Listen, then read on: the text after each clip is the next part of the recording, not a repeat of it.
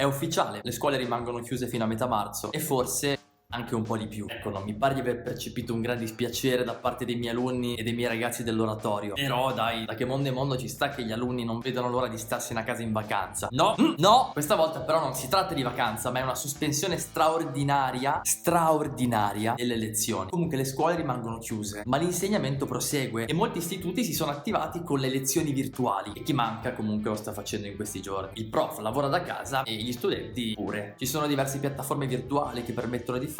Sostanzialmente si fanno delle grandi chat di gruppo, oppure alcuni scelgono di fare delle video lezioni usando Google Classroom, YouTube, Skype. Ognuno si ingegna a suo modo, insomma. Certo, questa novità piuttosto avveniristica sembra figa, no? E al TG se ne parla come se fosse l'avanguardia dell'insegnamento. Però non è tutto oro quello che luccica. Quello che ha i problemi di connessione, quello che non sa cosa schiacciare sul computer, il professore che non si presenta alla lezione virtuale perché c'ha la bambina malata di raffreddore, coronavirus, l'alunno furbo che si spaccia per presente poi continua a fare le sue cose, quindi alla fine non è proprio semplice fare lezione così. Insomma, l'insegnamento face to face alla vecchia maniera rimane l'unico davvero efficace. Però se non ci fossero queste classi virtuali, questi giorni per gli alunni sarebbero una grande vacanza nel paese dei balocchi.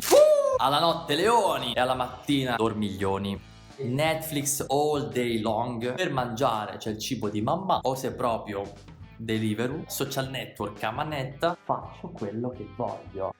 Anche se la scuola è chiusa, comunque nessuno è in vacanza. Anzi, possiamo usare questo tempo per continuare ad imparare. Com'è che voi studenti potete usare bene questo tempo per imparare senza pensare di essere in vacanza, ma nemmeno senza far finta di essere a scuola? Va bene fare le lezioni virtuali, ma davvero basta per non sprecare tutto il tempo che avete?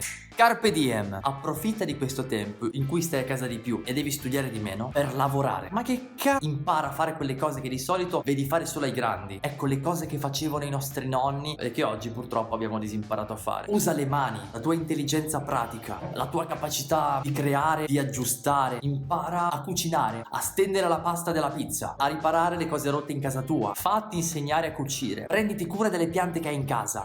Fai la lavatrice, lava il pavimento, tutti i lavori che prima o poi, fidati, ti serviranno nella vita. È un sapere pratico che è importante tanto quanto quello nozionistico che apprendi a scuola. Va bene conoscere la trigonometria e l'inferno di Dante, però è fondamentale anche saper cucinare una torta e dipingere una parete come Dio comanda. E i nostri nonni tutte queste cose le sapevano fare fin da ragazzini. Oggi invece si pensa che per diventare grandi devi fare tardi la sera, devi andare in discoteca. Invece la capacità di sbrigare questi lavori che ci rende autonomi e indipendenti. Un big come San Tommaso d'Aquino nella Summa Theologiae ci dice perché è bene che tutti quanti prendiamo confidenza col lavoro manuale. Primo motivo, per poterti arrangiare nella vita. È un problema trovare adulti che non sanno fare niente da soli, che non hanno mai cambiato una lampadina. Sulle faccende pratiche bisogna sapersi arrangiare ed è una questione di dignità personale.